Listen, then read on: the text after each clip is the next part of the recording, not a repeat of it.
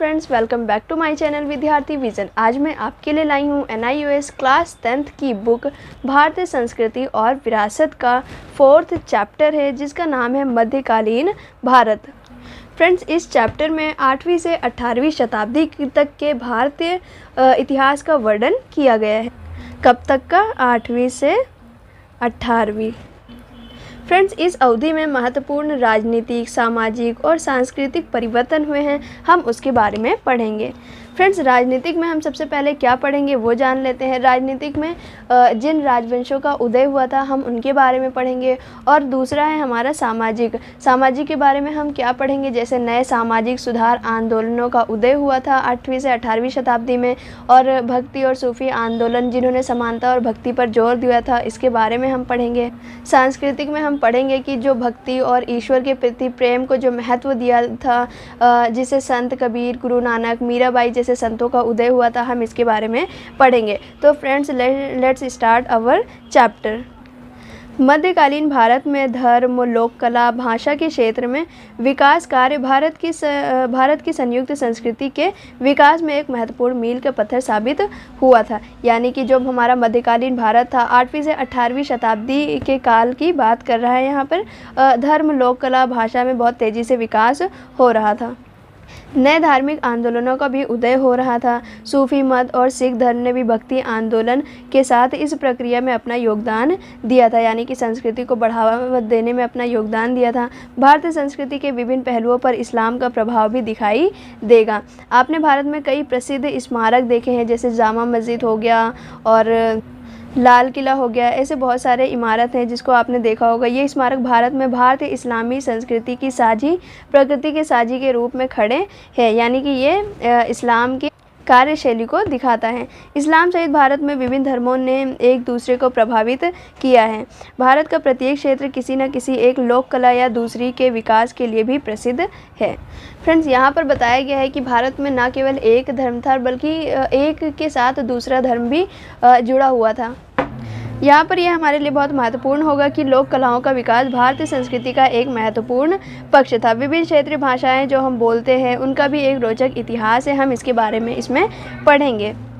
Friends, यहाँ पर हमने जाना कि 8वीं से 18वीं शताब्दी तक के भारतीय इतिहास का वर्णन किया गया है। इस अवधि में महत्वपूर्ण राजनीतिक, सामाजिक, सांस्कृतिक परिवर्तन हुए थे। मैंने इसके बारे में आपको बता दिया था। सामाजिक में हम सामाजिक प्लस धार्मिक सुधार आंदोलनों का उदय हुआ था, इसके बारे में पढ़ेंगे, जैसे भक्ति और सूफी आंदोलन, समानता और भक्ति पर बल दिया गया था। इस चैप्टर को पढ़ने का हमारा क्या उद्देश्य है, हम इसमें मध्य युग के समाज को समझ सकेंगे, यानी कि 8वीं से 18वीं शताब्दी के काल में क्या क्या हुआ था उसके बारे में जान सकते हैं। इस्लाम और सूफी मत के उदय कैसे हुए थे और इसके बारे में जानेंगे। मध्यकाल में भारत की राजनीतिक स्थिति के बारे में हमें पता चलता है। भारतीय धर्म पर इस्लाम के प्रभाव का भी वर्णन हमें मिलता है। भक्ति आंदोलन के विकास के बारे में हम जान पाएंगे। मध्यकाल में लोक कलाओं, चित्रकला, संगीत के विकास के बारे में हम जानेंगे। आइए चलते हैं अपने चैप्टर की तरफ।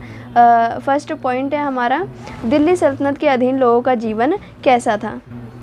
जब मुस्लिम हमलावर भारत आए तो उन्होंने भारत को ही अपना घर बनाने का निश्चय कर लिया था। उन्होंने अंतर्जातीय विवाह भी किए थे, भारतीयों की संस्कृति को भी अपनाया था, विचारों और रीति रिवाजों का भी आपसी आदान प्रदान किया था। वेशभूषा में, बोली में, व्यवहारों में और बौद्धिक दृष्टिकोणों में दोनों ने परस्पर एक दूसरे को बहुत अधिक प्रभावित किया था।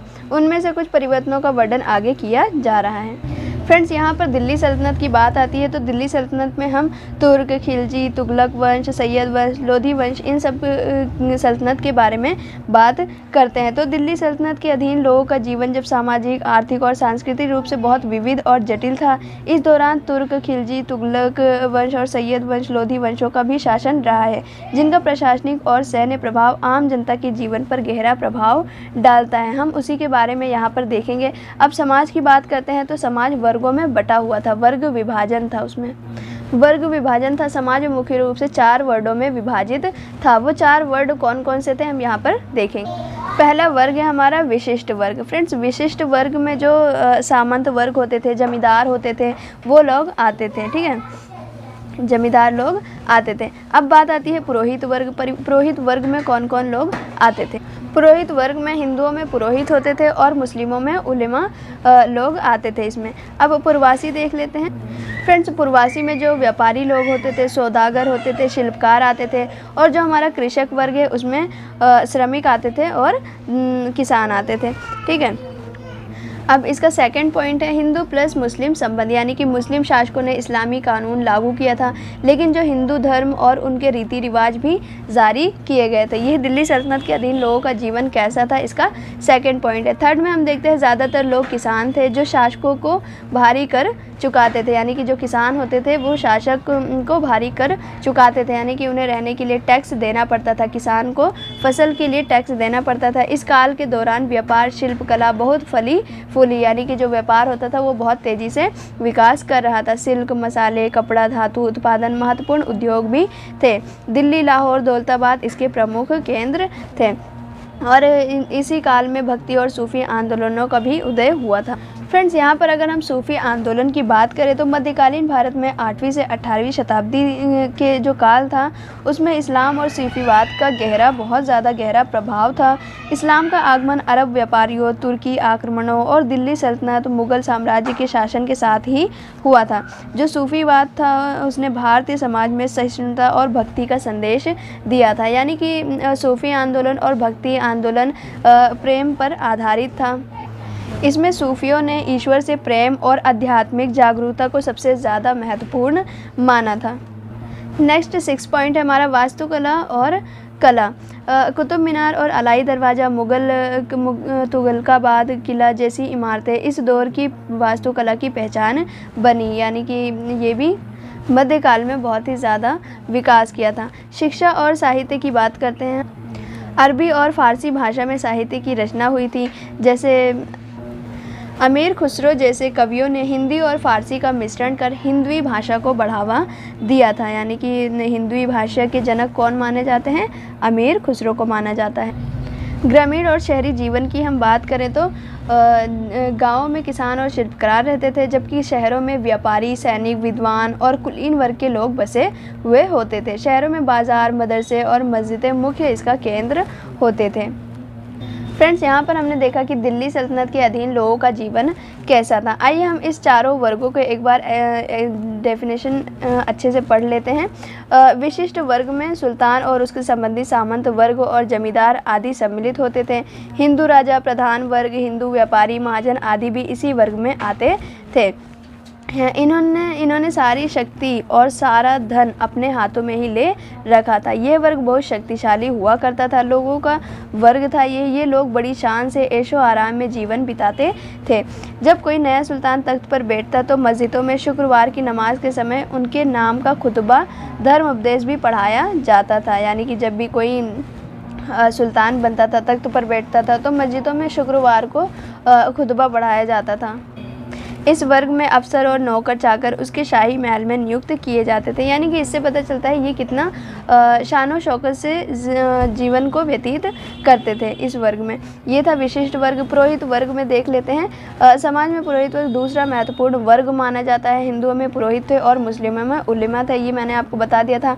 मुक्त भूमि का अनुदान दिया जाता था। वे लोग बहुत शक्तिशाली हुआ करते थे। उलेमा मुस्लिम सुल्तानों पर अपना अधिकार जमाते थे, तो इसमें इसके बारे में बताया गया है। नीतियों को भी ये प्रभावित करते थे। कभी कभी पुरोहितगण भी अपनी धार्मिक कार्यों में रुचि नहीं रखते थे, बल्कि सांसारिक क्रियाकलापों में अधिक व्यस्त रहते थे। यानी कि यहाँ पे बताया गया है कि जो पुरोहित वर्ग होते थे वे कभी कभी धार्मिक कार्यों से अलग रहते थे, वे इनमें रुचि नहीं रखते थे, बल्कि वे सांसारिक क्रियाकलापों में मुक्त हो जाते थे। नेक्स्ट है पुरवासी। व्यापारी, सौदागर, शिल्पकार रहा करते थे। इसमें सरदार, अफसर, सैनिक भी शहरों में इसमें रहते थे। सैनिक केंद्र भी हुआ करता था। सूफी और भक्ति भी इसमें रहते थे। जहाँ प्रसिद्ध मंदिर और मस्जिदें बनी हुई होती थी वे तीर्थ केंद्र बन जाते थे। कलाकार अपने विशेष आवासों में ही रहते थे। जुलाहे जुलाहों की बस्ती में रहते थे। सुनार सुनारों की बस्ती में रहते थे। शाही कारखाने भी इन लोगों को खूबसूरत वस्तुएं बनाने के लिए नियुक्त किए जाते थे। ये हमारा पूर्वासी वर्ग। कृषक वर्ग में बहरहाल गाँव में रहते थे। जो कृषक वर्ग होते थे वो गाँव में रहते थे।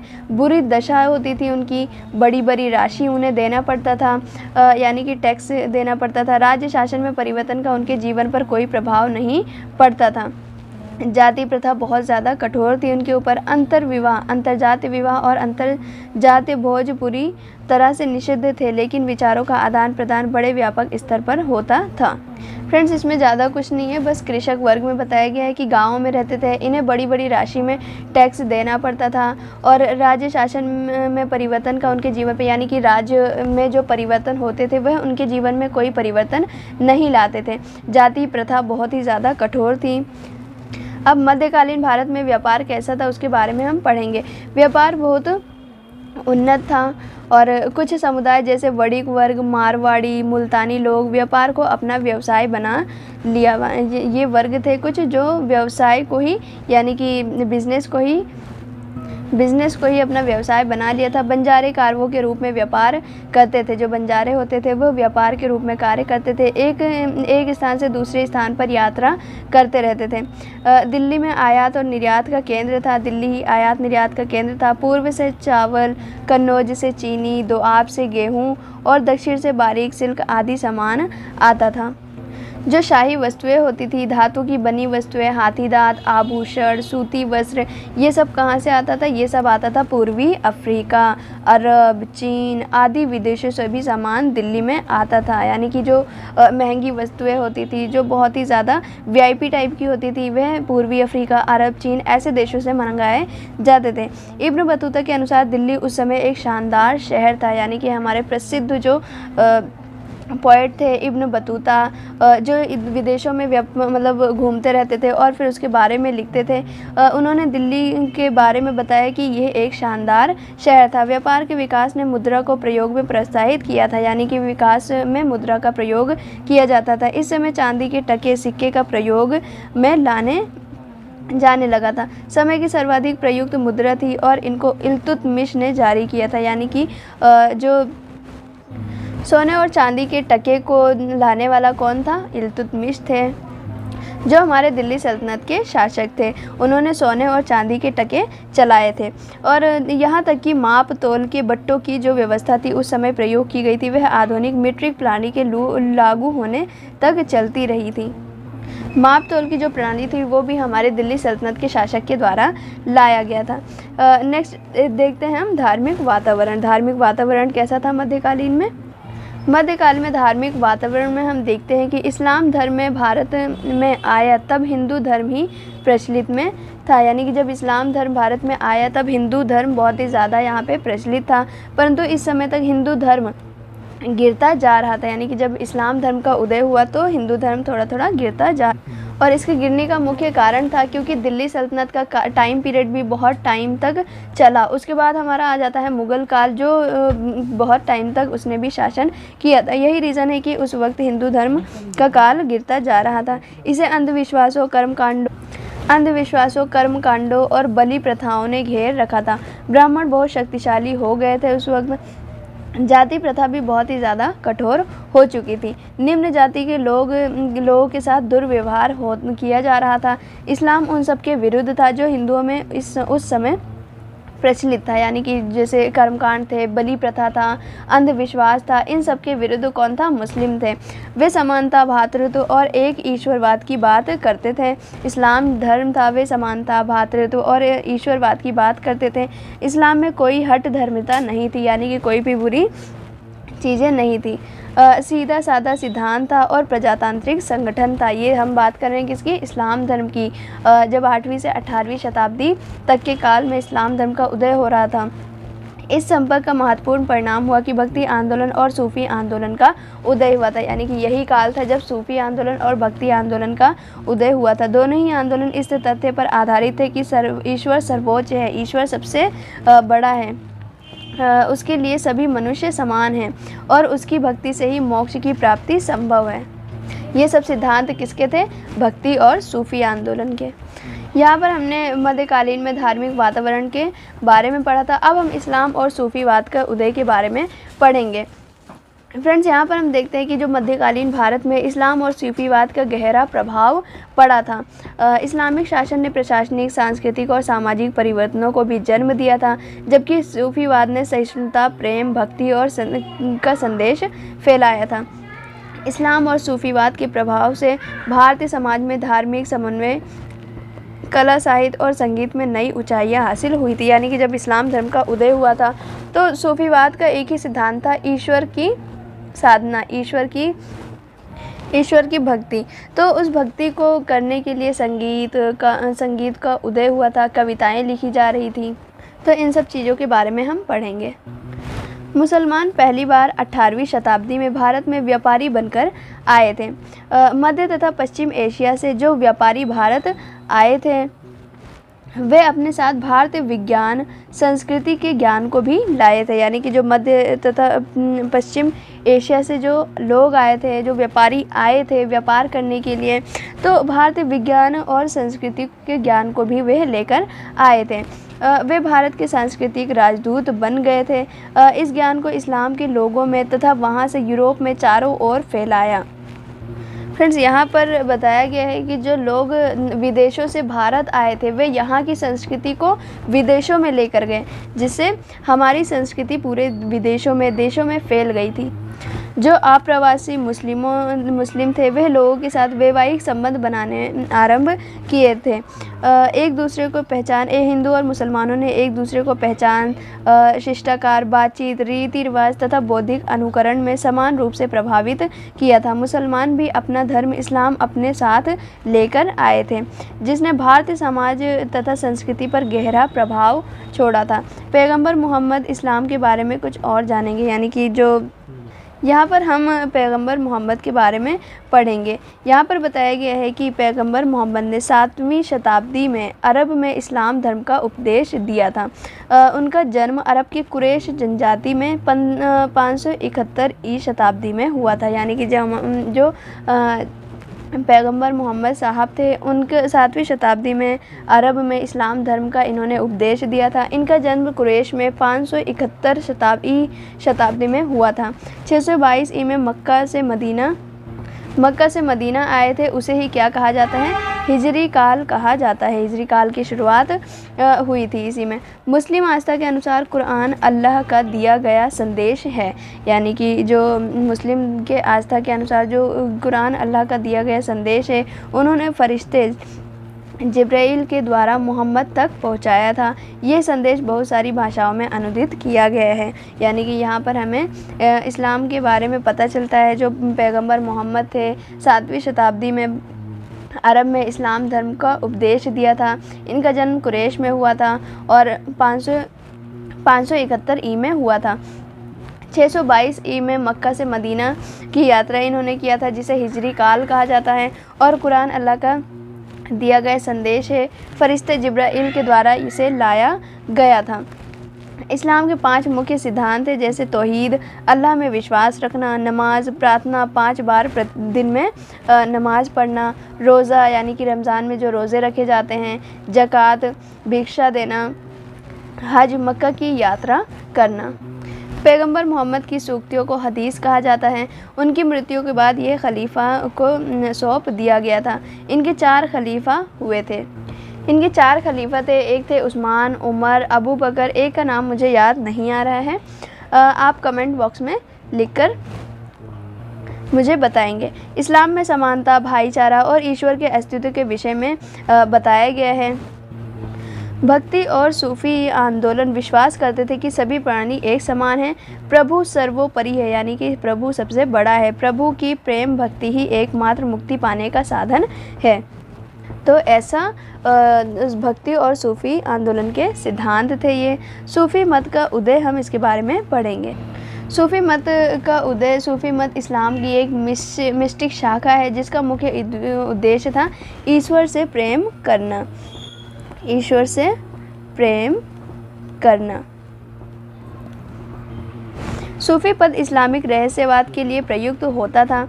सूफी अपनी धार्मिक विचारधारा के प्रति बहुत ही ज़्यादा नर्म हुआ करते थे, बहुत ज़्यादा नर्म हुआ करते थे। वे सभी धर्मों की एकता में विश्वास करते थे, यानी कि वे सभी धर्मों को एक समान मानते थे। संगीत के द्वारा प्रार्थना किया करते थे, प्रभु के साथ एकत्व का उपदेश देते थे, यानी कि प्रभु के साथ एक साथ मिलकर उनकी प्रार्थना करनी चाहिए, उसका उपदेश देते थे। सूफी मत ईरान में उदित हुआ था, यानी कि जो सूफी मत था वो कहाँ पर, ईरान में इसका उदित हुआ था। भारत में तुर्की शासन के अंतर्गत अनुकूल वातावरण पाया गया। ईश्वर भक्ति, सहनशीलता, दया भाव, समानता, मैत्री विचारधारा ने बहुत से उन हिंदुओं को आकर्षित किया जो अधिकतर निम्न वर्ग के थे। जो निम्न वर्ग के थे उन्होंने बहुत ही ज़्यादा ये सूफी मत प्रभावित किया। इस्लाम में मोइनुद्दीन चिश्ती, निज़ामुद्दीन औलिया, फरीदुद्दीन गंजे शकर अग्रणी सूफ़ी संत थे। ये कौन थे? सूफ़ी संत थे इस्लाम के। मोइनुद्दीन चिश्ती, निज़ामुद्दीन औलिया, इनकी दरगाह दिल्ली में है और मोइनुद्दीन चिश्ती की दरगाह कहाँ पर है? अजमेर में है। और 2.5 दिन का झोपड़ा भी यहीं पर है। फरीदुद्दीन गंजे शकर अग्रणी सूफ़ी थे जिनको आज भी भारत में आदर, प्रेम, श्रद्धा से पूजा जाता है। 12वीं शताब्दी में ख्वाजा मोइनुद्दीन चिश्ती भारत आए थे और सूफ़ी परंपरा को उन्होंने मजबूत किया था। चिश्ती सिलसिला भी इन्हीं के द्वारा चलाया गया था। इनकी दरगाह भी कहाँ पर है? अजमेर में है। ईसाई और बौद्ध भिक्षुओं का भी सूफियों पर बहुत ही ज़्यादा प्रभाव पड़ा था। कब? जब उन्होंने खानका, दरगाह बनवाए तब। खानका संस्थानों ने उत्तरी भारत के आंचलिक क्षेत्रों में भीतर एक इस्लाम को स्थापित किया था। मजार और तकिया यानी कि मुस्लिम संतों के विश्राम का स्थान इस्लामिक विचारधारा को प्रचार करने के स्थान बन गए थे। इन केंद्रों को कुलीन वर्ग, आमजन दोनों के द्वारा संरक्षण दिया गया था, यानी कि जो मज़ार थे, खानका थे, इन सबको लोगों के द्वारा संरक्षण दिया गया। सूफियों ने अपने धार्मिक विचारधारा को सिलसिले के रूप में व्यवस्थित किया था, जैसे चिश्ती सिलसिला, सुहारवार्दी सिलसिला, कादी सिलसिला, नक्सलबंदी सिलसिला। जो सुहारवार्दी सिलसिला था वो इस्लामी कानूनों पर जोर दिया। नक्शबंदी जो सिलसिला होता था वो कट्टर इस्लामिक परंपराओं को बढ़ावा देता था। जैसे संस्थापकों के नाम पर इन सिलसिलों को नाम दिया गया है। आईने अकबरी के लेखक अबू फजल के अनुसार 16वीं शताब्दी में भारत में ज़्यादा से ज़्यादा 14 सिलसिले थे। फ्रेंड्स, आईने अकबरी एक बुक है जो अबुल फजल के द्वारा लिखा गया था और उसमें बताया गया है कि 16वीं शताब्दी में भारत में 14 सिलसिले थे। इनके अपने खानका होते थे जहाँ सूफ़ी संतों को तथा दरिद्रों को विश्राम की जगह दिया जाता था। फिर नेक्स्ट देखते हैं हम अजमेर, नागौर, अजोधन, पाकपट्टन जो अब पाकिस्तान में है, सूफ़ी मत के महत्वपूर्ण केंद्र बन गए थे। कौन से? अजमेर, अजोधन, पाकपट्टन। ठीक है। पीरी मुरीदी, गुरु और शिष्य की परंपरा भी आरंभ हुई थी। देवी आनंद को प्राप्त करने के लिए सूफ़ी लोग कविता तथा संगीत को सुनते थे। फ़ारसी में जो फ़ारसी में हुआ करता था, जो कविता और संगीत हुआ करती थी वो किस में हुआ करती थी? फ़ारसी में होता था, जो बाद में हिंदवी या हिंदुस्तानी में परिवर्तित कर दिया गया था। वे परमात्मा से एकत्व, प्रभु के प्रति अपने पूर्ण समर्पण का उपदेश देते थे। कहा जाता है कि भाषा की जानकारी न होने पर संगीत सभी को आकर्षित करता था। फ्रेंड्स, ये था हमारा सूफ़ीवाद। यहाँ पर हमने सूफ़ीवाद के बारे में जाना है। आइए इसके कुछ पाठगत प्रश्न है उसको सॉल्व करते हैं। फ्रेंड्स, यहाँ पर क्वेश्चन 1 है हमारा, पैगंबर मोहम्मद के मदीने से मक्का आकर बसने से किस युग संवत का आरंभ माना जाता है? तो यहाँ पर आंसर होगा हिजरी संवत। हिजरी संवत। क्वेश्चन 2 है, रोज़ा क्या है? रमज़ान के महीने में जो व्रत रखा जाता है उसे ही रोज़ा कहा जाता है। क्वेश्चन 3 है हमारा, अपनी सहिष्णुता और सहानुभूति की प्रवृत्तियों के द्वारा हिंदू लावलंबियों को किसने इस्लाम की ओर आकर्षित किया है? तो ये है सूफ़ी संत ने। सूफ़ी संत ने ही तो हिंदुओं को प्रभावित किया था। क्वेश्चन 4 है, आईने अकबरी के लेखक का नाम क्या है? तो मैंने बताया था अबुल फजल। अबुल फजल। फ्रेंड्स, अब हम मध्यकालीन की राजनीतिक पृष्ठभूमि के बारे में जानेंगे। मध्यकालीन भारत की राजनीतिक अनेक राजवंशों और आक्रमणों से प्रभावित रही है। यह एक संक्रमण काल था जिसमें भारतीय समाज, प्रशासन और बड़े बदलाव हुए थे। अब हम देखते हैं जो 1206 से 1526 तक का जो काल था वह दिल्ली सल्तनत और मुग़ल काल का टाइम पीरियड था। 1206 में जो टाइम स्टार्ट हुआ था वह था दिल्ली सल्तनत का। 1526 और 1707 तक मुग़ल काल चला था। 1206 से 1290 तक दिल्ली के शासक मामलुक तुर्क थे। 1206 से 90 तक कौन थे? मामलुक तुर्क थे। उसके बाद खिलजी वंश, तुगलक वंश, सैयद वंश, लोधी वंश आए थे जिन्होंने 1526 तक शासन किया था। भारत पर दिल्ली से शासन किया वे सभी शासक सुल्तान कहलाते थे। जो दिल्ली सल्तनत था उनके लोगों को सुल्तान कहा जाता। ये जो सुल्तान हुआ करते थे वह खलीफा या कलीफ की तरफ से शासन किया करते थे, जो मुस्लिमों में सबसे प्रधान माना जाता था। खलीफा और सुल्तान दोनों के नाम से स्थानीय इमाम खुतबा करवाते थे, यानी कि जब भी कोई सुल्तान बनता था तो खुतबा करवाया जाता था। 1526 में दिल्ली सल्तनत का टाइम पीरियड ख़त्म हो गया था। उसके बाद आता है मुग़ल काल। मुग़ल काल दिल्ली वो आगरा से आरंभ हुआ था। 1707 तक दिल्ली से शासन करते थे। इसके बाद मुग़लों ने 1857 तक नाम मात्र का शासन किया जब उनका राजवंश समाप्त हो गया। यानी कि 1526 से 1707 तक इनका पूरा शासन था, लेकिन 1857 में इनका केवल नाम मात्र का शासन रह गया था। मुग़लों ने पदासीन होने के लिए खलीफाओं से कुछ नहीं कहा, लेकिन उनको भेंट देना जारी रखा। यानी कि जो मुग़ल होते थे वह भेंट दिया करते थे खलीफाओं को। शेरशाह सूरी के टाइम पीरियड में हुमायूं लगभग 15 साल तक सल्तनत से बाहर था। दिल्ली की गद्दी से वह 15 साल तक बाहर था।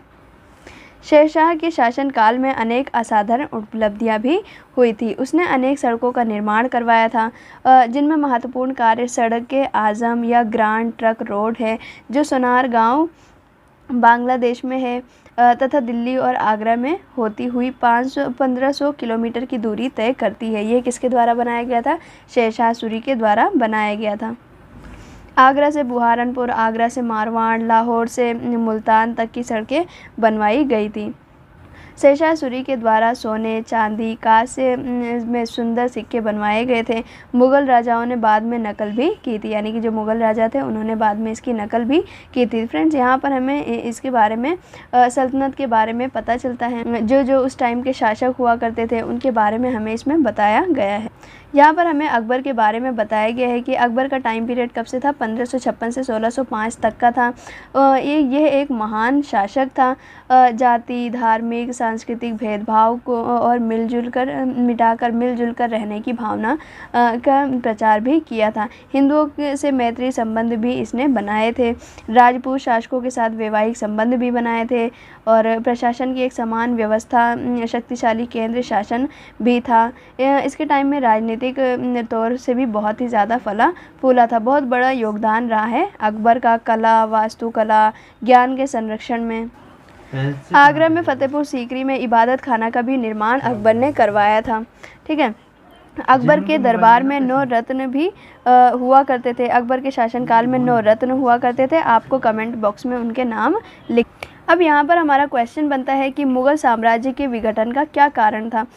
तो दक्षिण में मराठों का उदय, नादिर शाह और अहमद शाह अब्दाली के आक्रमण भी इसका मुख्य कारण था। दरबार में सामंत वर्ग में अशांति, भारत में सिखों के उदय के भी कारण, जो कुछ मुग़ल शक्ति बची थी वह भी नष्ट हो गई थी।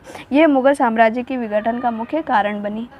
हमारा नेक्स्ट टॉपिक है सांस्कृतिक विकास। अब हम मध्यकालीन के सांस्कृतिक विकास के बारे में पढ़ेंगे। मध्यकालीन भारत में सांस्कृतिक विकास बहुआयामी था, जिसमें भारतीय और इस्लामिक परंपराओं का समावेश मिलता है। इसमें कला, वास्तुकला में जो शासक हुए थे उन्होंने बहुत ही ज़्यादा रुचि दिखाई थी। वास्तुकला की नई शैली जैसे इंडो इस्लामिक शैली इस मिश्रण से ही पैदा हुई थी। इंडो इस्लामिक शैली के विशेष लक्षण थे जैसे गुंबद, ऊंची मीनारें, मेहराब, तहखाना। ये सब किसके लक्षण थे? इंडो इस्लामिक शैली के लक्षण थे। मुग़ल शासक जो हुए थे वह प्रकृति के बहुत बड़े प्रेमी हुआ करते थे। वे सुंदर किले, उद्यान आदि बनाने में अपना समय व्यतीत करते थे और खुश भी होते थे। यह काल साहित्य, कला, संगीत और धर्म के क्षेत्र में भी बहुत ही ज़्यादा समृद्ध युग माना जाता है। दिल्ली सल्तनत ने इस्लामी वास्तुकला को बढ़ावा दिया, जैसे कुतुब मीनार गुलाम वंशों के द्वारा बनाया गया था, अलाई दरवाज़ा खिलजी वंशों के द्वारा बनाया गया था, तुगलकाबाद का किला, और मुग़ल वास्तुकला में हम देख सकते हैं जैसे ताजमहल, जामा मस्जिद शाहजहाँ के द्वारा बनवाया गया था, फतेहपुर सीकरी अकबर के द्वारा बनाया गया था। हम सांस्कृतिक विकास में इन सब चीज़ों को देख सकते हैं। सांस्कृतिक विरासत के महत्वपूर्ण तत्व में जैसे उद्यानों के आसपास बहते हुए पानी के नहरें, फव्वारे हैं, और इन उद्यानों में सीढ़ीनुमा कई स्तर हैं। पानी जब एक चबूतरे से दूसरे चबूतरे पर गिरता है तो वे झरने जैसी छोटी नदी की जलधारा में मिल जाते हैं। यानी कि इसका मेन मोटिव है कि जब सांस्कृतिक विरासत बनाए गए थे तो उसमें फव्वारे जैसी चीज़ों का प्रयोग किया गया था। हर चीज़ अलग अलग दिखाई गई थी। पानी में रोशनी झिलमिलाती हुई दिखाई देती है और तरह तरह के पत्थरों का भी इस्तेमाल इसमें किया गया था, जैसे रंगीन पत्थरों में पच्चीकारी भी की जाती थी। शाहजहाँ के टाइम पीरियड में संगमरमर का पत्थर बहुत ही ज़्यादा फेमस हुआ करता था उस टाइम पे। यहाँ पर हमने सांस्कृतिक विकास के बारे में जाना। अब हम देखते हैं सिक्के। कला का एक अन्य महत्वपूर्ण पक्ष था सिक्कों का अध्ययन, जिसको न्यूमिस्मैटिक्स भी कहा जाता है, जो हमारे लिए बहुत ही महत्वपूर्ण है और जो इतिहास के किसी भी काल के विषय में भी महत्वपूर्ण हो सकता है। मुस्लिम शासकों के सिक्के ऐतिहासिक दृष्टि से बहुत मूल्यवान भी हुआ करते थे। उनका डिज़ाइन, खुदाई करने का तरीका, टकसाल चिन्ह हमें इस काल के विषय में बहुत सूचनाएं प्रदान करते थे। फ्रेंड्स, आपको बता दूं कि जो मोहम्मद तुगलक थे उनके टाइम पीरियड में जो सिक्के होते थे वे दिल्ली, दौलताबाद और अन्य कई प्रांतों की राजधानियों में भी ढाले जाते थे और उनके कम से कम 25 प्रकार के विभिन्न डिज़ाइन उपलब्ध भी हुआ करते थे। सिक्कों पर खुदे हुए वाक्य बड़े रोचक होते थे। ईश्वर के नाम का योद्धा और जो सुल्तान की आज्ञा मानता था वह दया अवतार का कहना मानता था आदि कुछ उदाहरण थे। उनके पिक्चर्स भी उस सिक्के में बनवाए जाते थे। फ्रेंड्स, ये है हमारा पाठगत प्रश्न का 4.2 के कुछ क्वेश्चंस। इसको हम सॉल्व करेंगे। क्वेश्चन 1 है, खलीफा और सुल्तान के नाम डेज पढ़े जाते थे। तो क्या पढ़े जाते थे? खुतबा पढ़े जाते थे। सेकंड है, डेज स्थानीय अफगान शासक ने मुग़ल शासक हुमायूं को ललकारा और उसे दिल्ली की गद्दी से 15 वर्ष तक दूर रखा। तो मैंने बताया था ना आपको कि शेरशाह सूरी के टाइम पर जो हुमायूं था वो 15 साल तक दिल्ली से दूर था। तो यहाँ पर क्या आ जाएगा? शेरशाह सूरी। क्वेश्चन 3 है, अकबर ने अपनी साम्राज्यवादी महत्वाकांक्षा को पूरा करने के लिए डेज शासकों के साथ वैवाहिक संबंध बनाए। तो राजपूत शासकों के साथ वैवाहिक संबंध बनाए थे। क्वेश्चन 4 है, ब्रिटिश शासन के दौरान नई दिल्ली का राष्ट्रपति भवन डेज के नाम से जाना जाता था। तो वायसराय लॉज के नाम से जाना। क्वेश्चन 5 है, संगमरमर पर रंगीन पत्थरों से पच्चीकारी करना डेज के दिनों में बहुत प्रसिद्ध हो गया था। तो शाहजहाँ के टाइम पीरियड में बहुत ही ज़्यादा फेमस था ये। 4.5 है हमारा भक्ति आंदोलन। हम यहाँ पर भक्ति आंदोलन की बात करते हैं। तो भक्ति आंदोलन ने भारतीय समाज को धार्मिक सहिष्णुता, सामाजिक समानता और ईश्वर प्रेम का रास्ता दिखाया था। सूफी संत ही उस समय के लोकप्रिय धार्मिक गुरु नहीं थे, बल्कि भक्ति काल के संत भी थे। उनकी शिक्षाएं भी सूफी संतों के समान थी। यानी कि जो भक्ति आंदोलन की जो शिक्षाएं थी वो भी सूफी संतों के समान ही थी, परंतु वे एक लंबे समय से प्रचार कर रहे थे। वे शहरों में कलाओं, शिल्पकारों और व्यापारों के बीच भी प्रसिद्ध थे। गाँवों में भी लोग उनको सुनने के लिए एकत्रित हुआ करते थे। सूफी संत और भक्ति संतों के कई उपदेश और आचरणों में समानता थी, यानी कि यह भी एक ईश्वर की ही प्रार्थना करते थे। वे ईश्वर के साथ संबंध का आधार भी प्रेम या भक्ति को ही मानते थे। जो भक्ति संत हुआ करते थे वे अपने उपदेश देसी भाषा में दिया करते थे। भक्ति संप्रदाय के संतों ने धर्म में कट्टरता और मूर्ति पूजा का भी विरोध किया था। उन्होंने जाति प्रथा की अपेक्षा स्त्रियों को अपने धार्मिक सम्मेलनों में भाग लेने के लिए भी प्रोत्साहित किया था। जो भक्ति संत हुआ करते थे वह विभिन्न पृष्ठभूमियों से भी जुड़े होते थे, जैसे निम्न जातियों से विशेषकर। कुछ तो मूल रूप से कलाकार होते थे या समृद्ध वर्ग भी होते थे। फ्रेंड्स, भक्ति आंदोलन दक्षिण में तो लंबे समय से प्रचलित था। यानी कि जो दक्षिण भारत था, तमिल साइड में, वहाँ पर जो संत थे वे कौन थे? अल्बार और नयनार के द्वारा भक्ति आंदोलन को बहुत ही ज़्यादा प्रचार प्रसार हुआ था। फ्रेंड्स, भक्ति आंदोलन ने व्यक्तिगत भक्ति और ईश्वर के प्रति प्रेम को बहुत ही ज़्यादा महत्व दिया था। उनमें से बहुत सारे संतों का भी उदय हुआ था। उनमें से हम एक के बारे में पढ़ेंगे जिनका नाम है गुरु नानक जी। वह उत्तर भारत के भक्ति संत थे। गुरु नानक का जन्म एक खत्री परिवार में तलवंडी गांव में हुआ था। खत्री परिवार में तलवंडी गांव में हुआ था। ननकाना साहब इन्हें कहा जाता है। गुरु नानक लेखा जोखा यानी कि अकाउंटेंसी में प्रशिक्षित थे। उन्होंने सूफी और संतों की संगति प्रिय भी थी। उन्होंने पीर और संतों की संगति के लिए घर बार छोड़ दिया था। दोहे भी बनाए थे। रबाब के साथ जो एक संगीत वाद्य है गाया करते थे।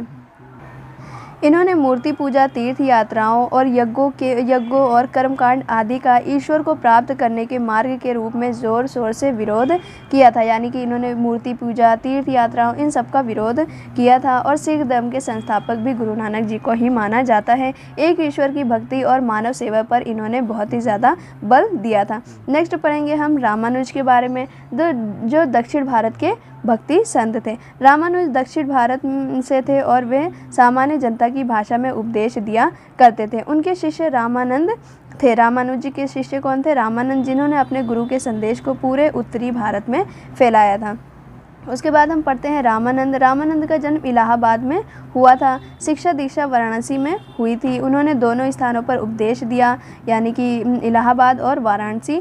हिंदू धर्म से कुरीतियों और बुरी रीति रिवाजों को दूर करना चाहते थे।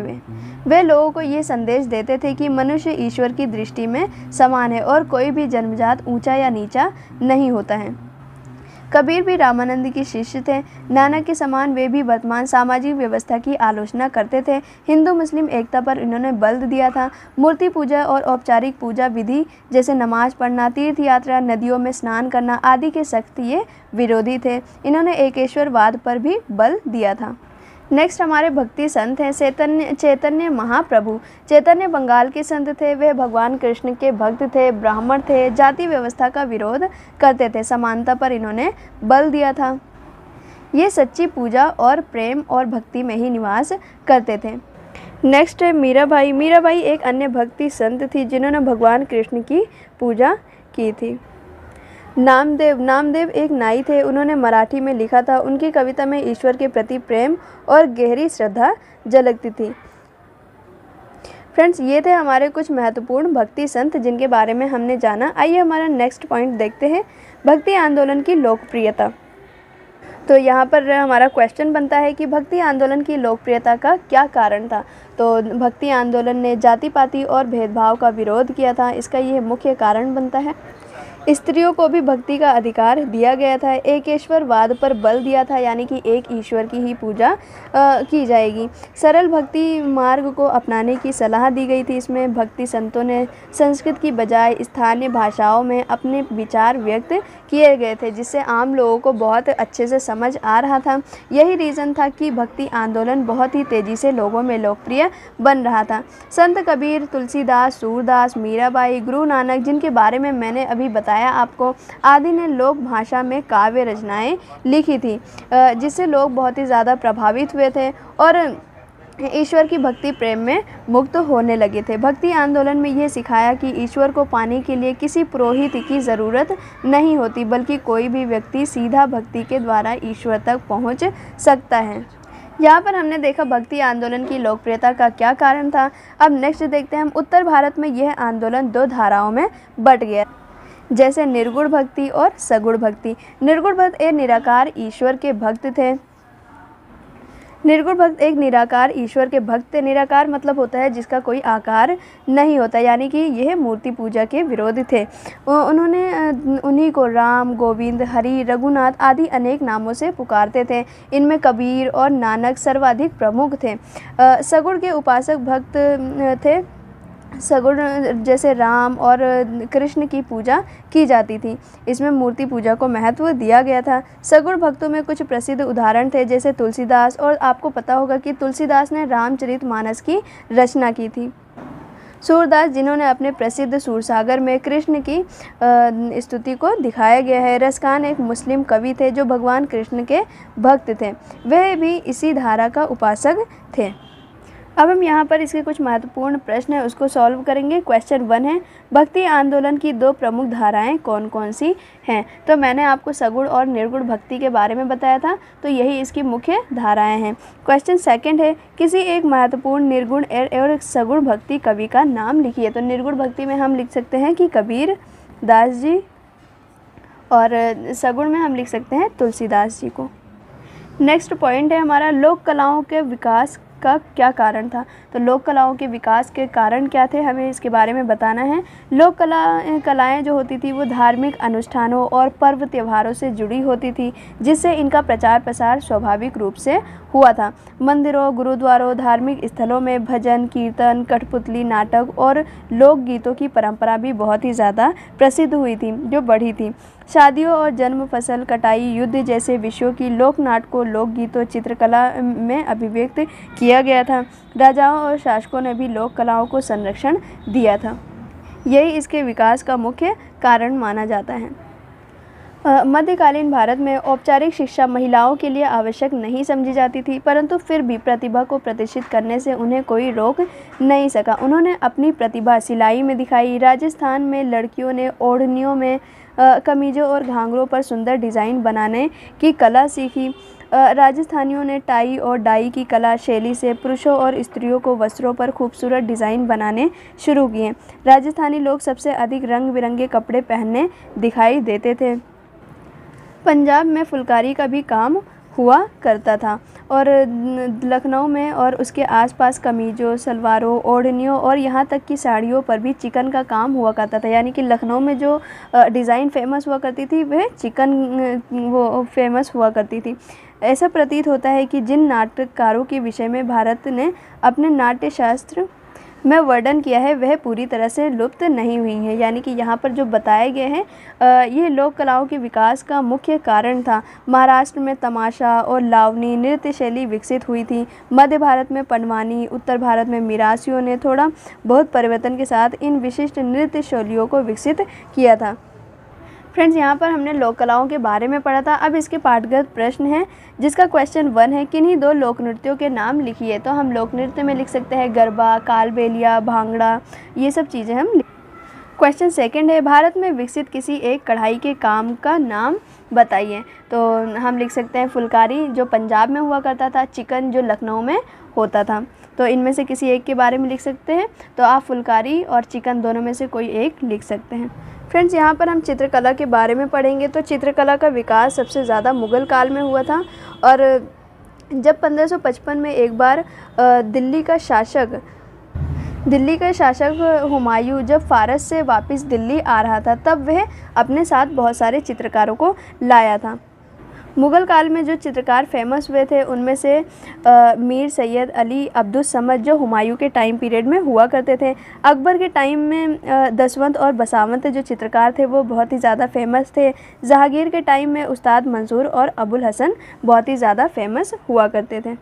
मुग़ल काल में इन चित्रकारों को बहुत ही ज़्यादा संरक्षण भी राजाओं महाराजाओं के द्वारा मिला था। नेक्स्ट हम पढ़ते हैं संगीत के बारे में। मुग़ल बादशाह अकबर, जहांगीर, शाहजहां ने बहुत सारे संगीतज्ञों को संरक्षण दिया था। उनमें से फेमस है तानसेन जो अकबर के दरबार की शोभा थे, यानी कि जो अकबर के दरबार में बहुत ही ज़्यादा फेमस थी। उन्होंने न केवल शास्त्रीय राग गाए थे बल्कि नए नए रागों को भी उन्होंने बनाया था। शाहजहां स्वयं एक बहुत ही अच्छा गायक था। विभिन्न समय और मौसम में बादशाहों का मनोरंजन करने के लिए ये राग गाए जाते थे। फ्रेंड्स, जहाँ मुग़ल शासनकाल में यह और अधिक विकसित हुई थी संगीत, वहीं जो औरंगज़ेब था वह संगीत का बहुत ही बड़ा विरोधी था। भारतीय शास्त्रीय संगीत की फ़ारसी में अनेक पुस्तकें भी लिखी गई है। उत्तर भारत में विशिष्ट हिंदुस्तानी संगीत स्कूल अलग से जाना गया है, यानी कि हिंदुस्तानी संगीत स्कूल भी बनाया गया है। राग रागनियों की भी रचना की गई है। राग और रागनी अपने व्यक्तित्व के अनुसार प्रस्तुत किए गए। ख्याल, ठुमरी, गज़लों का भी इस समय में विस्तार किया गया है। तानसेन इस स्कूल के मार्गदर्शन थे, यानी जो हिंदुस्तानी संगीत स्कूल था उसके मार्गदर्शन कौन थे? तानसेन थे। इस प्रकार दक्षिण में संगीत की कर्नाटक शैली विकसित हुई है। फ्रेंड्स, यहाँ पर हमने संगीत के बारे में जाना है। आप ये याद रखना कि औरंगजेब जो था वह संगीत का सबसे बड़ा विरोधी था। अब नेक्स्ट पॉइंट देखते हैं, आधुनिक भारतीय भाषाओं का उदय। हम यहाँ पर भाषाओं के बारे में पढ़ेंगे। इस काल का दूसरा महत्वपूर्ण विकास था अनेक आधुनिक भारतीय भाषाओं के उदय के रूप में हुआ था। अब हम इसमें भाषाओं के बारे में पढ़ेंगे। उर्दू विकास, उर्दू दिल्ली के आसपास उत्पन्न हुई थी। उर्दू का विकास अलाउद्दीन खिलजी की सेना में शिविर की भाषा के रूप में हुआ था, जब वे करीब 14वीं शताब्दी में दक्कन में नियुक्त किए गए थे। दक्कन में बीजापुर, गोलकुंडा उर्दू साहित्य का विकास स्थल माना जाता है। इस भाषा ने शीघ्र ही अपना व्याकरण विकसित किया और यह एक विशेष भाषा बन गई थी। यहाँ पर हमने उर्दू के बारे में पढ़ा है कि उर्दू का विकास स्थल बीजापुर और गोलकुंडा माना जाता है। जैसे जैसे समय बीतता गया, लोग इस भाषा का प्रयोग करने लगे थे। जो प्रसिद्ध कवि थे अमीर खुसरो जी, उन्होंने इस भाषा में कविताएं भी लिखी है और इसे लोकप्रिय बनाने में कुछ योगदान भी दिया है। 18वीं और 19वीं शताब्दी के समय में उर्दू में कविता, सुंदर गद्य, लघु कहानी, उपन्यास, नाटक आदि भी लिखे गए थे। 19वीं शताब्दी के प्रथम आधे अंश में उर्दू पत्रकारिता ने स्वतंत्रता संग्राम में महत्वपूर्ण कार्य किया था। यानी कि 19वीं शताब्दी में जो पत्रकारिता लिखी गई थी वह उर्दू भाषा में ही लिखा गया था। उर्दू के साथ साथ अन्य जो भाषाएं हैं, भारतीय भाषाएं जैसे बंगाली, असमी, उड़िया, खड़ी बोली, पंजाबी, मराठी, सिंधी, कश्मीरी, 4 दक्षिण भारतीय भाषाएं तमिल, तेलुगु, कन्नड़, मलयालम भी इस काल में अपने वर्तमान आकार में विकसित हुए थे। इसी काल में नए धर्मों का भी उदय हुआ था, जैसे सिख धर्म, पारसी धर्म में पढ़ेंगे हम। पंजाब के निवासी हैं सिख धर्म के संस्थापक गुरु नानक जी को माना जाता है और सिख धर्म का जो पवित्र ग्रंथ है वो गुरु ग्रंथ साहिब माना जाता है। सिख धर्म के 10वें गुरु हैं गुरु गोबिंद सिंह, जिन्होंने खालसा पंथ की स्थापना की थी, जिसका अर्थ होता है पवित्र। इन्होंने सिखों को 5 शपथ लेने के लिए निर्देश दिए थे। ये नाम है जैसे केश, लंबे बाल तथा दाढ़ी रखना, कंघा, कड़ा, कृपाण एक तलवार होता है वो रखना होता है इन्हें, कच्छा घुटने के कुछ ऊपर तक पहनने वाला अधोवस्त्र होता है।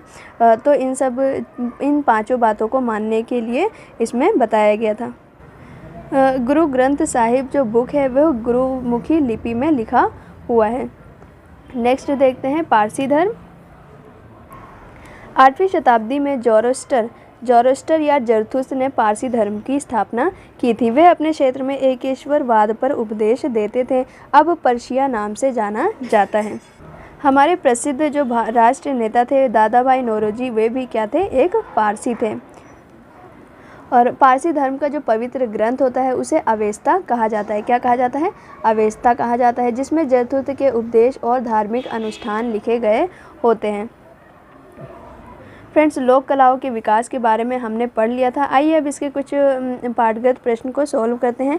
क्वेश्चन 1 है, देश ने खालसा पंथ की स्थापना तथा 5 शपथें नियत की थी। तो इसका आंसर है गुरु गोविंद सिंह। गुरु गोविंद सिंह ने ही खालसा पंथ की स्थापना की थी। सेकंड है, देश अग्नि की पूजा करते हैं, अच्छाई और बुराई में विश्वास करते हैं और दया दान को बढ़ावा देते हैं। तो ये है जोरोएस्ट्रियन यानी कि पारसी धर्म। अब यहाँ पर हम दक्षिण भारत के बारे में थोड़ा सा पढ़ेंगे। 9वीं और 11वीं शताब्दी के बीच चोला नामक राजवंश दक्षिण भारत के चोला मंडलम राज्य में शासन कर रहा था। यानी कि ये 8वीं से 18वीं शताब्दी के काल में 9वीं और 11वीं शताब्दी के बीच चोला नामक राजवंश चोला मंडलम राज्य में शासन कर रहा था। चोला शासकों ने एक ताकतवर सेना, शक्तिशाली जल सेना का भी विकास किया था। राजेंद्र चोला ने कुछ इंडोनेशिया द्वीपों को जीत लिया था। उन्होंने ग्राम स्तर पर लोकतंत्रात्मक संस्थाओं को भी विकसित किया था। जैन धर्म एवं बौद्ध धर्म भी इस राज्य में उन्नति कर रहा था। साहित्य, ललित कला, मूर्ति कला तथा धातु से निर्मित शिल्प आदि उनके संरक्षण में बहुत उत्तम स्तर के थे। फ्रेंड्स, यहाँ पर हमें राजेंद्र चोला के बारे में बताया जाता है, जो चोला नामक राजवंश से बिलोंग करते थे और दक्षिण में चोला मंडलम राज्य में इन्होंने शासन किया था। 14वीं शताब्दी में विजयनगर नामक नया राज्य बना था जो अब कर्नाटक कहलाता है, यानी कि कर्नाटक में ही उस 14वीं शताब्दी में विजयनगर के नाम से वे जाना जाता था। इस राज्य की उत्तर दिशा में तुंगभद्रा नदी के पार बेहमनी नाम से नया मुस्लिम राज्य बना जो अब आंध्र प्रदेश के नाम से जाना जाता है, यानी कि 14वीं शताब्दी में वह बेहमनी के नाम से जाना जाता था और आज आंध्र प्रदेश के नाम से इसे जाना जाता है। बेहमनी और विजयनगर राज्य समृद्ध रायपुर दाब के ऊपर अपना प्रभाव बनाने के लिए एक दूसरे के विरुद्ध युद्ध करते रहते थे। चोलमंडलम राज्य में तमिल भाषा लोकप्रिय थी, कर्नाटक में कन्नड़, आंध्र प्रदेश में तेलुगु, केरल में मलयालम, परंतु सभी की लिपि भिन्न थी, यानी कि सबकी लिपि अलग अलग थी, लेकिन हर राज्य में अलग अलग भाषाएं बोली जाती थी। कुछ राज्यों की भाषाएं सेम होती थी।